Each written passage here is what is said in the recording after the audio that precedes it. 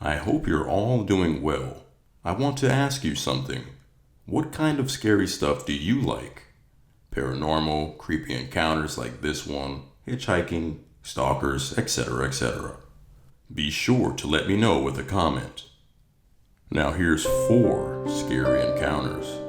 Enjoy.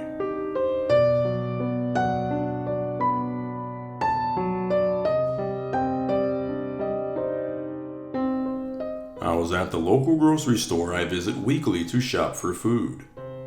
I normally spend from $100 to $200 a week on food for myself and my family, so I always leave with a full cart. I'm standing in the checkout line minding my business when a tall man, I'd guess early 40s, approached me and complimented my hair. "Your hair is gorgeous." Loud enough for everyone within a 20-foot radius to hear. Now, I appreciate a compliment as much as the next girl, but it was a little obnoxious to say the least.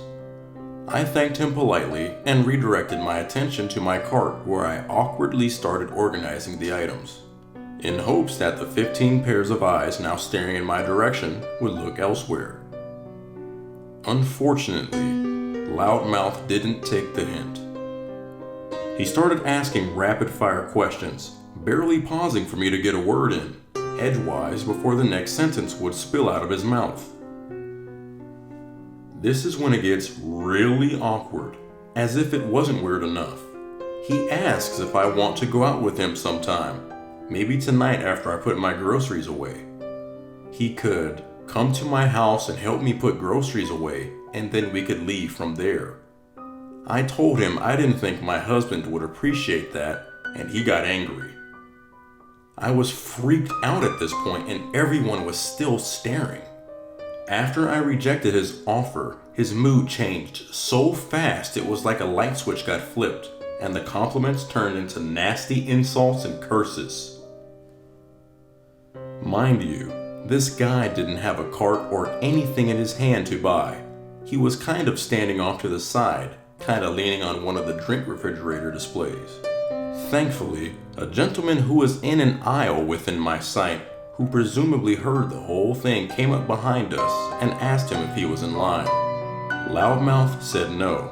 The gentleman promptly told him he was being inappropriate, loud, and needed to buzz off. To my surprise, Loudmouth stepped aside and with one final insult, stomped out of the store. I thanked the gentleman and we continued waiting in line. Me with an entire week's worth of groceries and him with a bottle of Gatorade. I offered to let him go in front of me and he declined, saying that he wasn't in a rush. It was really like one of those scenes in a movie where the nice tough guy saves the girl from the jackass.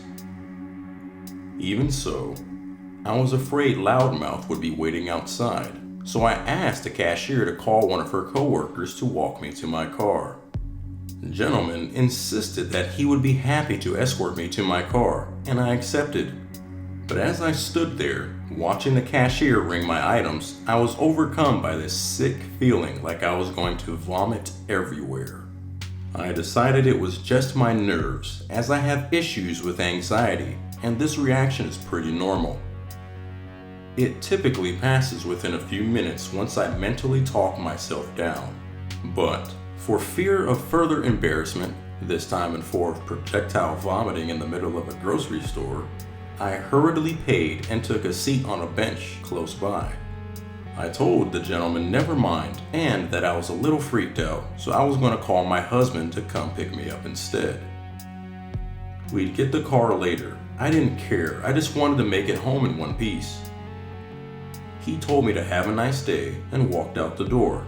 I swear to God, as soon as he walked out of the building, I felt normal again. So, still blaming my anxiety, I felt sort of silly, but I had already called my husband, so I stood up and pushed my cart over to the window to watch for my ride, just in time to see a junky white SUV drive by with, freaking wait for it, the gentleman in the passenger seat and Loudmouth in the driver's seat. I about shit myself.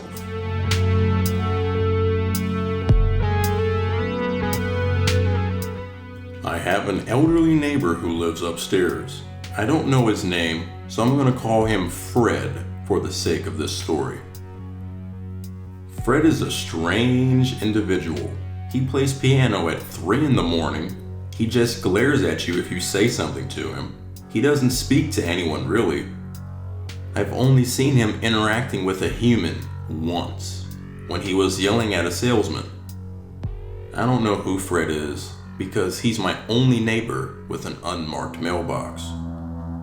Based on Fred's observable behavior, I would definitely label him as a recluse. About a month ago, I got home, pulled into my parking spot, and turned off my car. I heard something that sounded like a gunshot, so I waited in my car for a bit, then finally decided to venture out into the unknown. I saw Fred crouched beside one of my neighbor's cars with something in his hand. I noticed the vehicle's tire had been slashed. As I walked past, I asked Fred if his tire got popped. He just stared at me with an eerie, emotionless glare. The kind of glare that makes you feel like he's looking straight through you. So I promptly started walking towards my door. Before I went inside, I looked back and saw that he had been holding a knife. This past weekend, Fred decided to slash another tire for a reason unbeknownst to me. But this time, Fred's tire victim saw it happen and confronted him about it. Fred and the man broke out in a heated argument, and Fred threatened to shoot his victim. The man went inside and immediately called the police. A little bit later, the police showed up and knocked on Fred's door.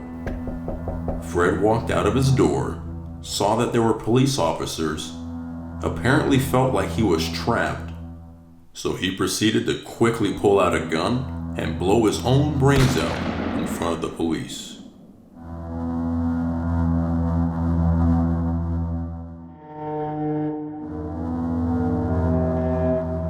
It was a beautiful Sunday morning in Belize. My brothers and my dad were at a local village boat race. My siblings and I were getting ready to go to church. You see, my parents moved us all to Belize because they wanted to be missionaries in a third world country. I was young, so I didn't protest the idea of uprooting our lives and moving to a third world country to live in a remote village. The morning went on. Nothing seemed out of the ordinary. It was a good day. It was a special occasion for me because I was allowed to have a cup of coffee, which rarely happened. So I was sitting at the dining room table, drinking my coffee. I was looking out the front window, and I saw a man in camouflage walk past the window. But this didn't seem that strange to me. My brother Phil would often wear camouflage, so I just assumed Phil was back from the boat race in time for church. A few seconds later, the man burst in the front door. He was holding an assault rifle, and it looked like an AR-15. The man had camouflaged his face using face paint. I immediately jumped up from the table and ran towards the back of the house. 2 of my siblings, Mia and Ethan, ran with me. My mom ran into her room with my little sister and shut the door. My older sister did the same thing in her room. Meanwhile, my 2 siblings and I were at the back of the house, trying to unlock the deadbolt on the door, but it took us a while to get it unlocked. Finally, we were able to run out the back of the house and we made a beeline for the jungle. Our property was surrounded in the barbed wire fence to keep out animals. As we reached the edge of our property, we got stuck trying to get through the fence. As we were struggling, I looked back at the house and saw the man standing there with his gun pointed at us. I literally pissed my pants as I turned around and continued to get myself through the fence. A few seconds later, my siblings and I were able to disappear into the jungle and hide. Back at the house, my little brother Noah, who was only 5 at the time, walked into the house. He had been playing outside and didn't know what was going on. He was confused by the situation because he thought the man was our brother Phil.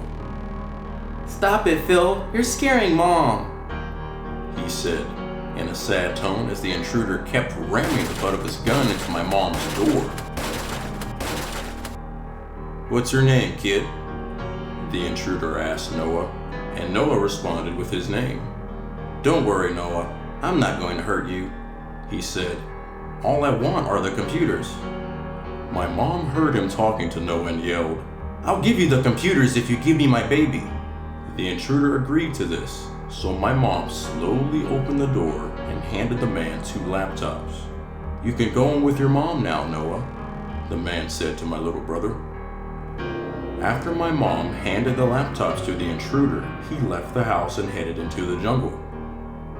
A man from the village had been walking down the street and heard my mom screaming out the window for help. So he had walked up to the church that was up the road and told everyone that we needed help. So the entire church walked to our house. There were about 100 people at the church. Meanwhile, I'm still in the jungle hiding with my 2 siblings, Mia and Ethan. Ethan was convinced we were being invaded by gorillas, so he wanted to stay hidden. We heard people calling our names in the jungle, but he insisted we stay where we were.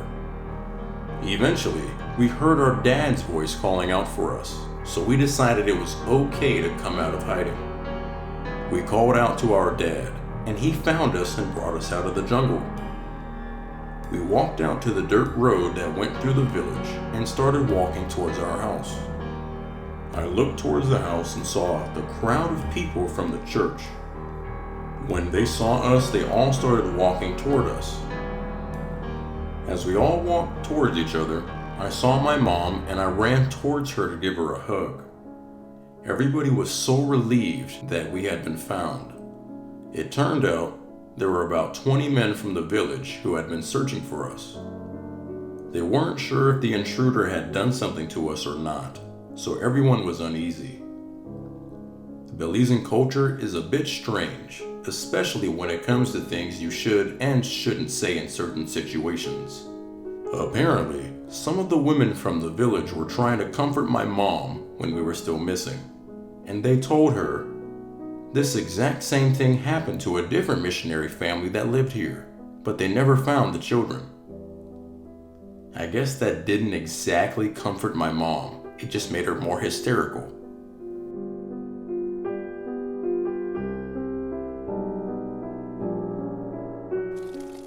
So, this just happened about 30 minutes ago. Some backstory. My friend and I decided to go to the mall to look for some shoes for our upcoming trip. This mall is mostly well known. We have celebrities come visit here and there. It's in a decently safe city. There's not much crime in that city. We had no luck with shopping, so we decided to head back to my friend's car. She parked on the far side of the parking lot because she thought it funny to make us walk, since we had just eaten an hour earlier. As we walked to the car talking about swimwear and our future trip, we started to notice a car behind us. It had plenty of space to the right to move around us without harming us. But it kept following slowly behind us. It was black, with fully tinted windows. Unfortunately, its headlights were too bright for us to see who was inside. As we headed for our car, my friend said, "What the fuck is up with this car behind us? I know, it could have gone around us long ago," I responded. We walked to our car and she opened her trunk and put her stuff inside. I kept an eye on the car. It was stopped near our car. I was beginning to panic. It had no reason to be stopped. Its path was clear now. I looked to my right and was relieved to see another car slowly exiting its parking spot. My friend closed her trunk and walked over to the driver's seat. As soon as she touched the door handle, the car that seemed to be following us sped into the empty spot right next to her. By this time, she opened the door and got inside. I jumped in the passenger side and told her to lock the door. The car didn't move for about 5 seconds, then immediately backed up and went left and into another parking lane. It may not seem like much, but just last week, 2 girls were chased by 2 men in a parking lot in the same city. One guy was on foot, the other was in his vehicle. I don't know, the whole thing seemed off. I think we got lucky that second car exited on time to scare off the person following us.